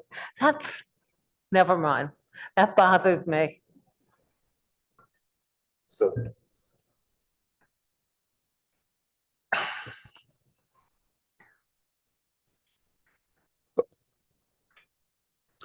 I'm going to play devil's advocate. What? I'm going to play devil's advocate, and I'm going to act like I'm one of the people that's about to call my council member. But you gotta talk louder. Okay, so I I'm going to can play. hear you. I'm going to play devil's advocate, and I'm going to say for Life Moves, which was $95,000 of funding, we have now split that fund, the difference of funding, with 42 extra to Peninsula Healthcare, 37 extra to Downtown Streets team, and 20 and 18 to Heart and Home and Karat Public. So we do take care of our population, of that population, but that money that would have went to Life Moves seems to have been dispersed across those organizations. And I'm not saying it's wrong, but was that intentional, or is that how exactly the sheet is lining up? Coloma, Commissioner Smith. I'm not sure where you're going with this. There was no intent to disperse among other organizations. Okay. The subcommittee, and I was the dissenting voice, chose, they could not go past the impasse of the lack of thoroughness for the application and evaluation criteria. I could. And that's the difference of opinion. Yeah. But maybe this answers Commissioner Smith's question. The subcommittee went down and just went one application after the other and indicated the level of funding support based on the evaluation criteria. At the end of that, they said, well, how much money did we just recommend? So it wasn't that they used the lack of life moves as the starting point and then started indicating that funding for other people. They went down alphabetically through all of them. So there wasn't their initial effort, there was not a specific effort to reallocate from the start. They went through each one individually. And we used a scoring matrix and we compared our scoring matrix to one another. We had gray areas that we differed on. And there was no intentional reallocation of life moves monies. So I don't think that gets us where we want to go. No, the only reason I ask is because when you evaluate it, when I'm evaluating, I'm looking at dollars per, and I'm pretty sure we live in a very sophisticated community. Somebody is going to put the dollars per, and they're going to make that same observation that I just made. So I might as well ask it now, and I'm glad you clarified that there's no intentionality. No, there was none. So that's on the record, but we still have the challenge around life moves. And I think I have to agree with the chair's point. How much do we weigh? You said it in your notes. You said 4%. So let's finish the question. So how much do we weigh incomplete applications? It's 1 of 11 points. Criteria. Criteria. And the criteria in the old school method, and what I heard was that they weren't using a strict scoring method this time. No, that's not what we were given. I would suggest something a little bit simpler and just make it a simple 5% reduction of each tentative allocation and take whatever that funding is and make it available to Life Moves. And so each organization is a simple 5%. Whatever 5% of everything else is what would be then allocated to Life Moves. I wonder what my fellow commissioners think about something like that. That would give them 45,982. Right now, the proposal is 4.12% less. Yeah, 5% is fine with, to me, that seems fine. There's many ways of simplifying the numbers, and every time you simplify a number in one cell, it complicates all the numbers going down. But 5% is probably easier to talk about, and it's, and it does give a little bit more to Life Moves, and it takes, 0.88% more away from the other organizations. Would it be appropriate for a motion at this point? Should we do it? I would not feel, as I to- said earlier, I would not feel comfortable doing that unless you've seen it reflected. Well, that's what I'm saying. on Should I the go spreadsheet. forward and change the spreadsheet so we know what we're making a motion on? Do you want me to do it? Please. Okay. I know. Fancy.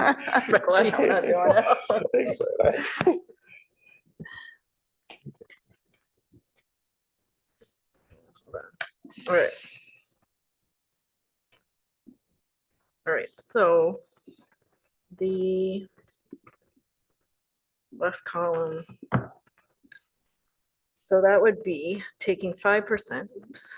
This is, sorry, for some reason my computer's not wanting to connect. Not having fun. So fun.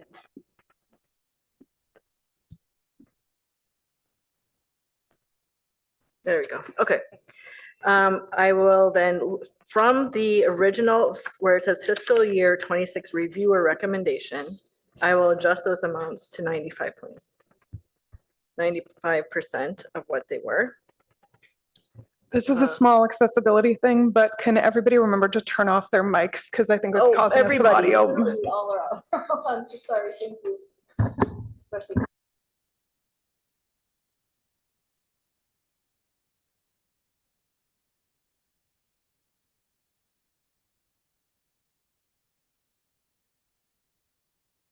I don't think your mic is on, Chair. Now my mic is off, okay. So I've adjusted all of the reviewer recommendations to 95% of the recommendations. That gets us to a total of $894,648 and roughly 30 cents. Now what I will do is take that amount, revised total spend equals this. Total allocated was, and can I just double check that the total allocation was, that we had to spend was 941,735? Yes, that is correct. Okay, great. Oops, this number should be this number, and we subtract those two. And we get, so that would give Life Moves $47,000.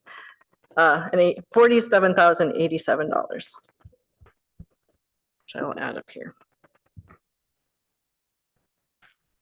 Now that is still less than their original staffing request, and a little significantly still less than half of their 108. But to speak of the future taxpayer who's going to call our wonderful city council members, I don't want to go beyond the staffing request because we really have no details on what that would be used for. So I think staying in that bound and giving them the full staffing request when still we don't have the context of the greater budget for it is hard. So I think this number, which actually, hold on, I have my logic here. Their staffing was for 40, so their total staffing request was $46,600. We're now giving them $47,008, which is 72%, or roughly 73% of their staffing request. First of all, Commissioner Barr, thank you for a phenomenal suggestion. You did cut through the quick. We'd have been here all night trying to figure this out. And I agree with the chair, and I agree with the vice chair that we have to do something because the need is growing. And I agree with the chair that I don't know exactly what happened with the application. Matter of fact, I can't care. I can only judge what's in front of me. So you have to strike at points for not being complete. So I think this is a great compromise to that, and it gets us there. And then and it gives council and the finance committee some really we have a very clear explanation to them why it's done, how it's done, why it makes sense. Can I make a motion? Okay, I'd like to move, you gotta give me a bottom number. The bottom number. There we go, thank you. There we go. Thank you. Thank you. And can you title the column, just title the column? This right here is total allocated. No, the top column. Oh, this top column, okay. You said because. Okay, reviewer, this is final reviewer recommendations. Column F, reduced by 5%. Okay. Given to Life Moves. I'm sorry, this one is now outdated, so let me just grade this out. Don't look at that anymore. No, We were looking at the yellow column now. okay.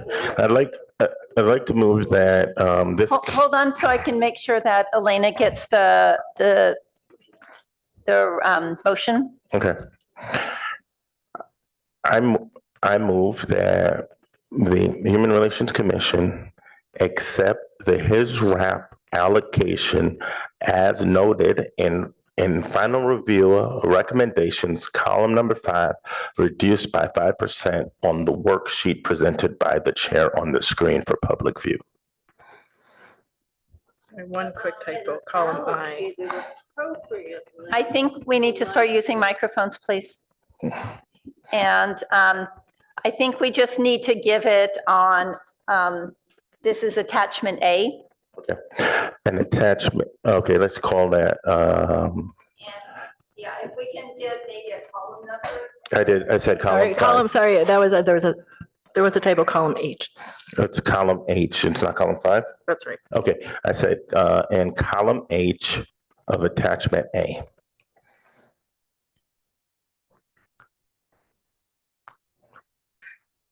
I'm so And glad. I'll second it.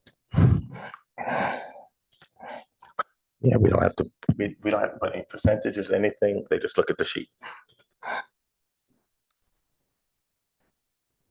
We don't need to, the title of the column is final reviewer.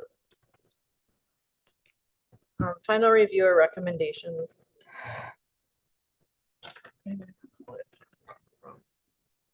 From column H, reduced by 5% and given to Life Moves. Reduced by 5% and given to Life Moves. Gotcha. You could just copy and paste it. Okay.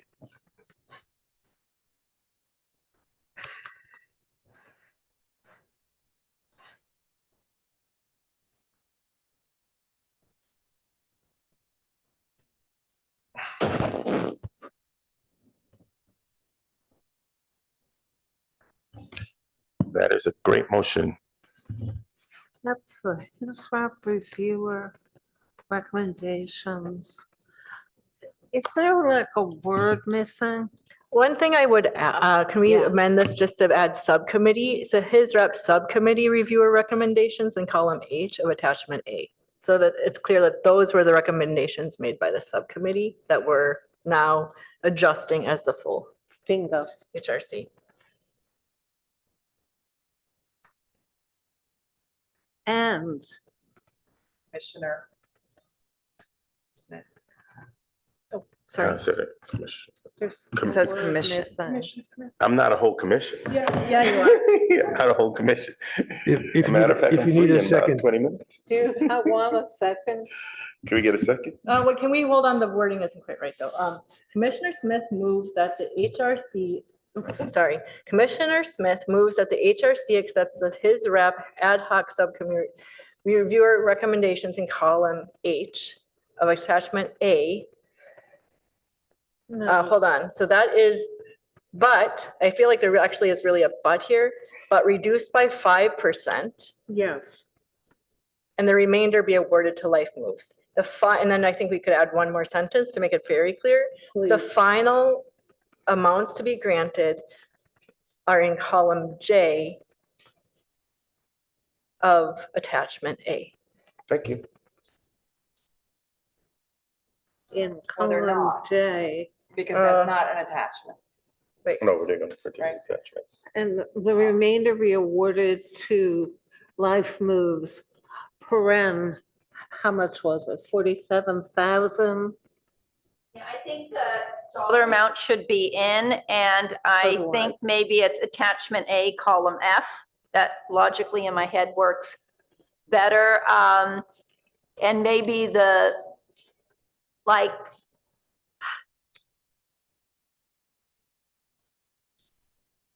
let's see.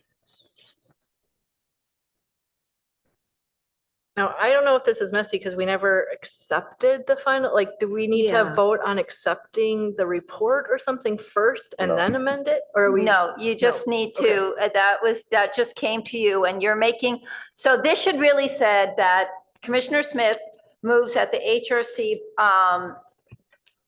forwards the following recommendations to the Finance Committee.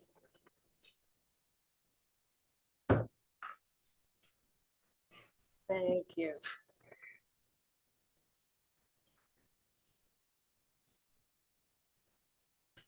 That they accept his rep ad hoc.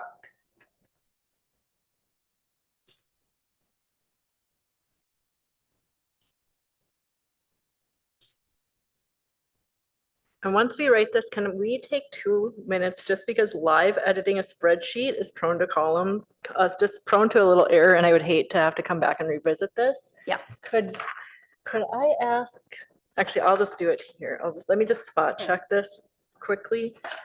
That this Ravenswood, for Can we take a example. break?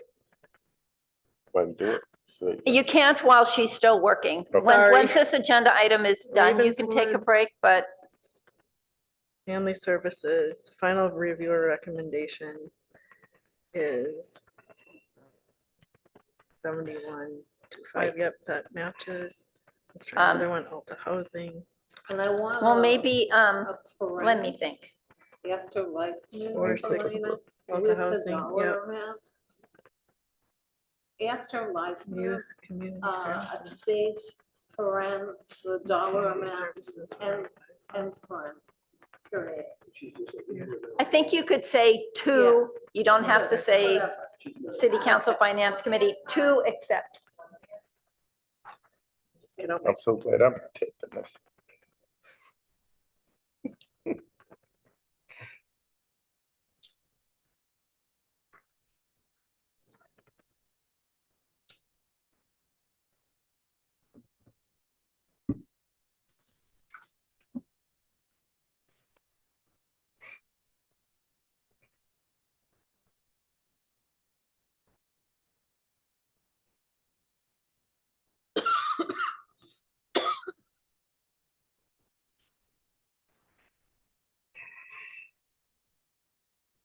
Can I make a change when you're ready, Elena? Okay. I would say Commissioner Smith moves, and then I think it was seconded by Vice Chair Kraus.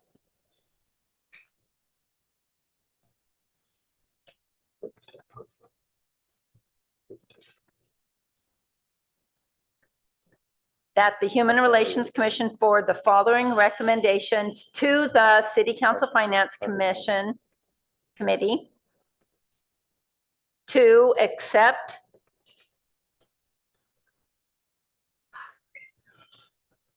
and are we using, I don't know if we need at this point to list that it's at this point, it's your recommendation. It's no longer the subcommittee's recommendation. Okay. You can just say to accept the HRC's recommendations as listed on. And at that point, Elena will have updated this spreadsheet to include your recommendations. Okay. So I don't think we even need to put column F. I agree. Oh, okay, great.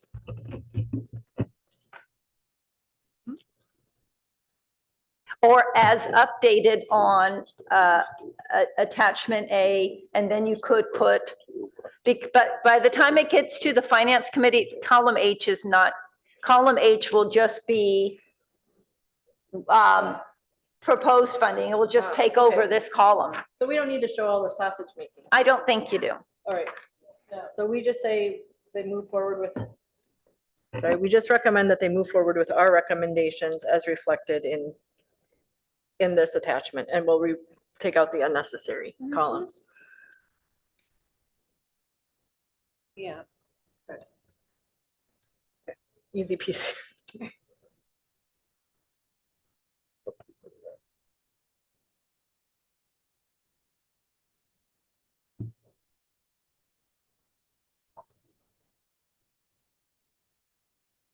How does the wording look now?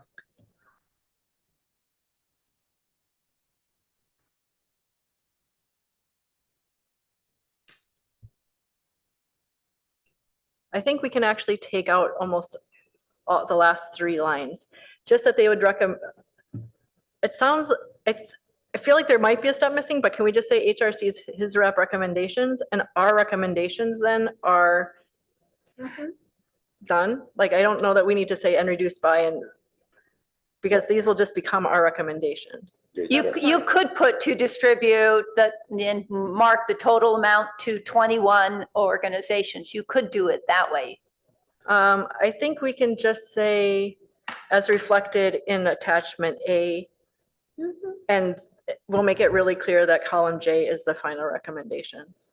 And we can talk about what needs to actually go in there for context for the rest of the finance committee.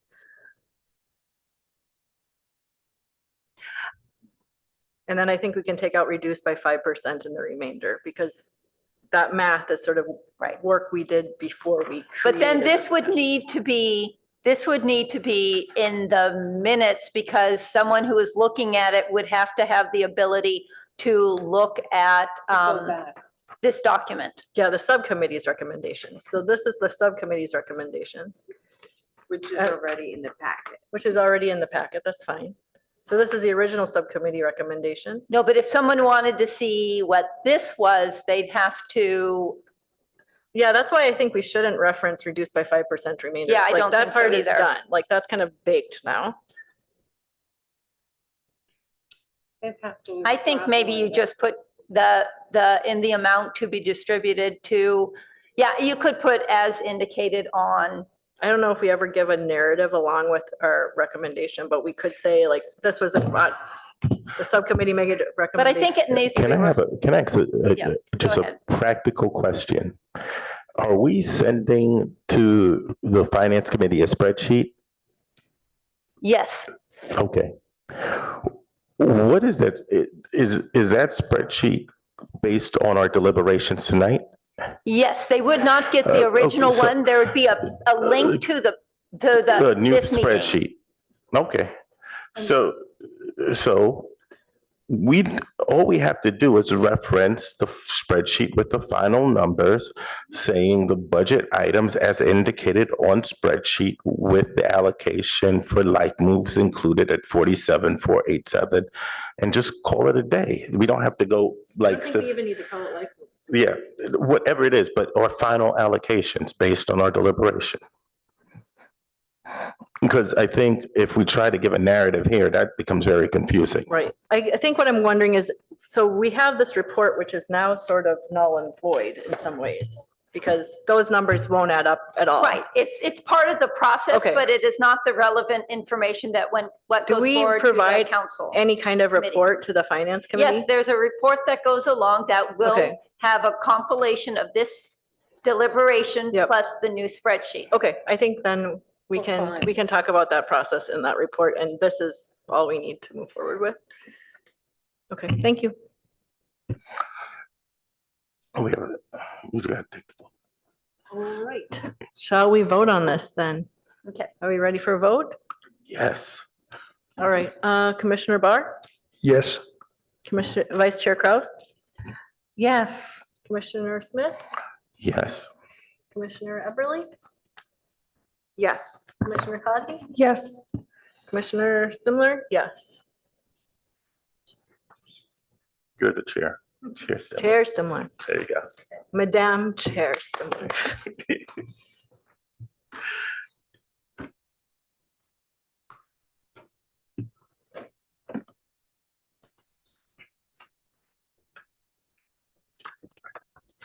I think with that, I think that's all of our, we have one remaining item, which I think will be incredibly quick. I think we can wrap in 5 minutes. So the last remaining item is simply that at our last meeting, we had a mini retreat and we looked at our work plan. The revisions that we discussed in that meeting are now reflected in the revised work plan. And it sounds like we, can we just move to accept the revisions in that work plan? I move that we. You have to do all the regular processes.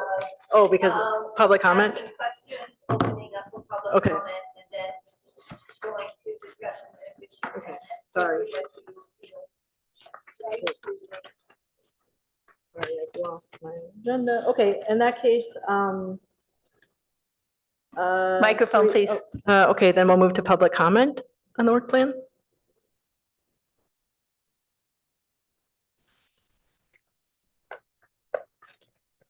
I see no hands.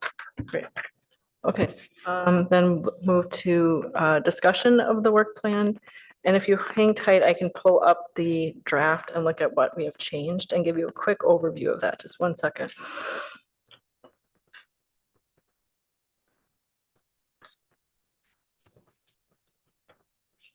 One thing that is not reflected in this work plan, by the way, is our new committee and project assignments, which we did discuss and which most of you have submitted your survey indicating the projects and subcommittees you're interested in being on. It's important that we revise those by the end of the month because without Commissioner Smith, we'll have challenges with having too many people in our subcommittees and having Brown Act violations. So expect next week for us to get back to you with your reassignments, but that is not included in this particular work plan. So hold on, plan.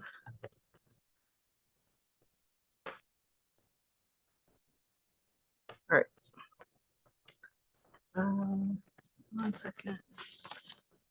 So just briefly to give you an overview of what we changed on the work plan is many of the items we have already worked on. So we decided to move that as being done. Including, for example,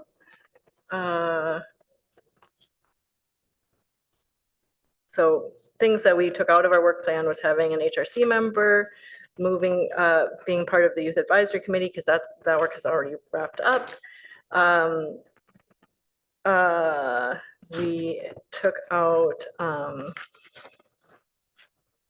We took out references to the loss of RV parking on El Camino because that's already been done. We added conducting a Know Your Rights event because that was an event we did for the immigrant community after Trump's inauguration. Let's see, we added that we would further follow up with the needs raised by the needs assessment. And we, sorry, this is not the easiest way to go about this, but we added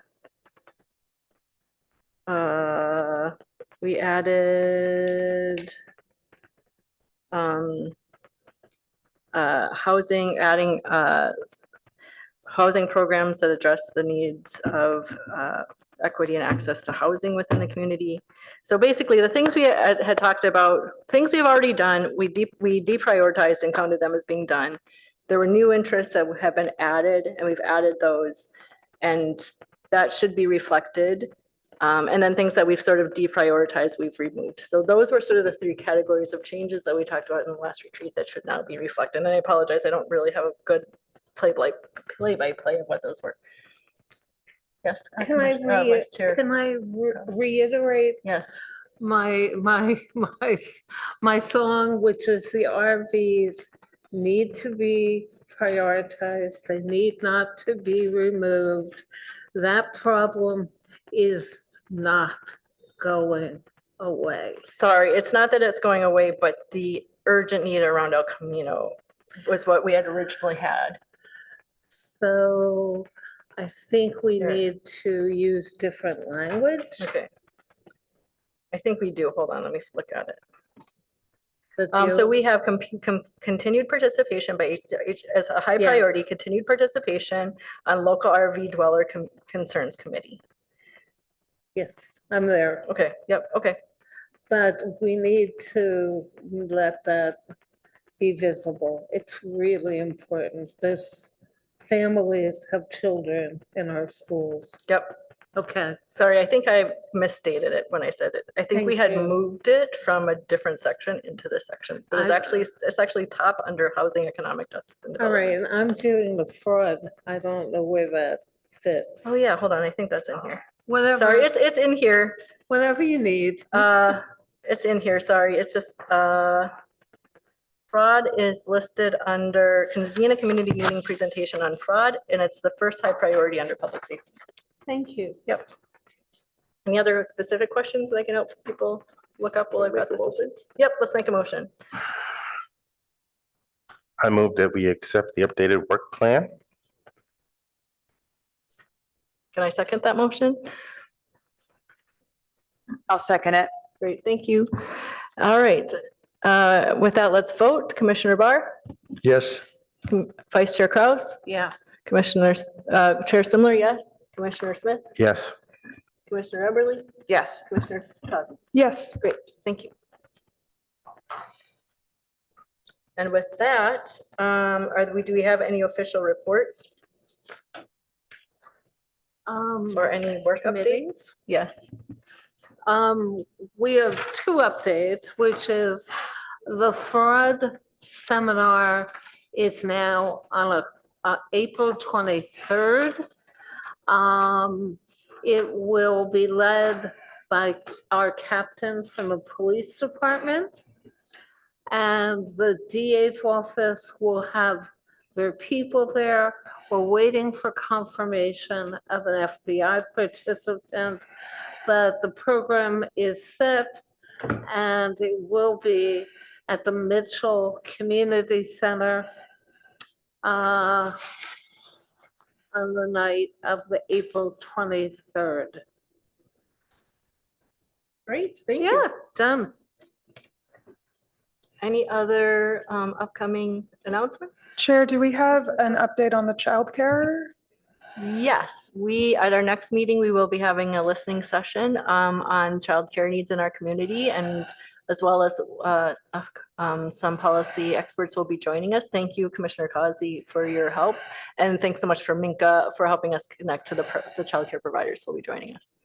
We will also be in the next meeting having the rundown of the CDBG grants. So it will be a very heavy hitting meeting, but hopefully the CBD grants are a little less cumbersome than the HISRAP. They're a lot easier. Can I, oh, yeah, Go ahead, I have, I'm sorry. You ask a question. When you hit your questions, then we'll hit Commissioner Barr. Will will it still exist? I think it's just been confirmed that the funding will Okay. exist.